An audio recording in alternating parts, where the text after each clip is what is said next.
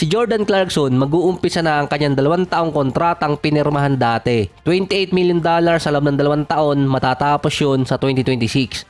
After din niyang manalo ng 6 Man of the Year on 2021, nalalagay siya sa trade rumors. Noon ayaw siyang bitawan ng Jazz kahit maraming teams ang may interest kay Clarkson. May average siya sa Jazz na 17 points, 3 rebounds at 3 assists per game sa loob ng 305 games so far.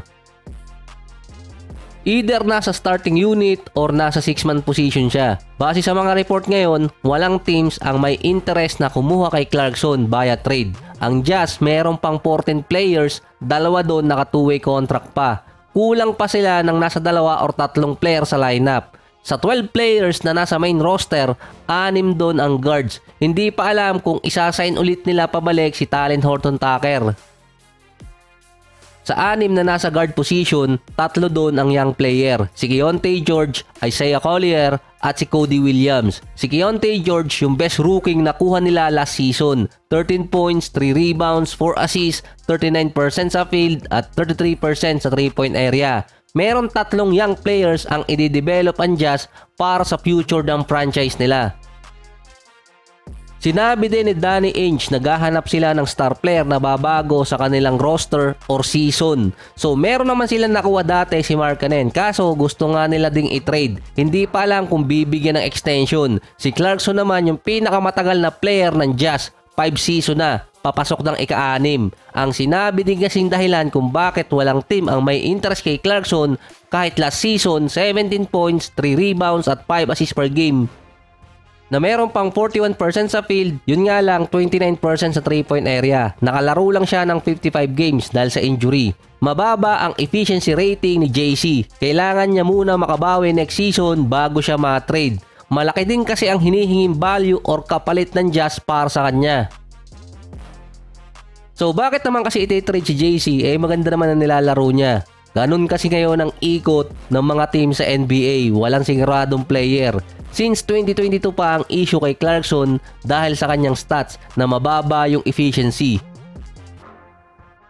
Na-adjust na ni JC yung ibang stats doon lalo na sa assist. Ang comment sa kanya dati nung time niya sa Jazz hanggang manalo siya ng 6 Man of the Year, tira lang siya ng tira, hindi namamasa. Iniba niya yung style na yon, mas tumaas ang kanyang assist. Multiple pick ang gustong kapalit para kay Clarkson. Kay Danny Ainge pa rin papatak kung bakit walang team ang gustong makipag-trade sa Jazz. Ang daming draft picks din na nakuha nila mula kay Gobert at Donovan trade dati.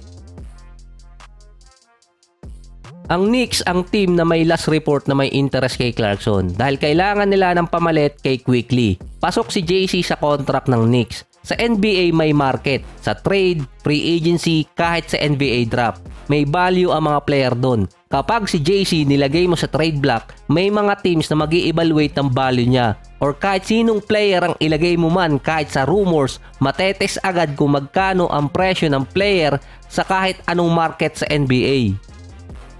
Tulad na lang yung nangyari kina Podziemski at dito kay Kuminga. Nagkagulo tuloy yung Golden State doon kung sino bibitawan nila. Meron kasi dating player na kinall out sina Woj at Sham dahil ni-report yung tunay na rumors tungkol sa kanya. Kaya nawala yung value niya pagdating sa free agency at trade market. Base din kasi doon pinabababa yung value ni JC sa market para yung Knicks makuha siya mula sa Utah Jazz. Sa layman's term, kung marami magbibid sa isang player, tataas yung value niya. Kung iisa lang yun, sila yung magdi-decide kung ano ang value ng player. Dahil sa sinabing walang may interest kay Clarkson sa trade market, ibig sabihin nun yung Jazz mag-iintay lang kung sinong team ang willing kumuha kay Clarkson at sa kontrata niya at kung ano ang magiging kapalit. Hindi nila madidecide kung magkano ang value ng player. Ang kulit lang din ng Jazz kung paano sila makapag-trade. Hindi rin sila maiisahan basta-basta. Tulad na lang yung kay Westbrook, 2 beses pa. Nagbayad lang sila sa player na hindi maglalaro sa kanila pero epekto nun sa cap room, hindi visible sa tax dahil binay-out at winave nila. Yung isa pa kay John Collins, kinukuha siya ng ibang teams dati sa trade pero tinrade ng Atlanta Hawks sa Utah Jazz kapalit ni Rudy Gay at second round pick. Yung iba willing magbigay ng first rounder gaya ng Miami. Alam ng Jazz na yung Hawks gusto lang mawala yung kontrata ni Collins. Ilang teams din ang inassist nila sa trade gaya sa Lakers.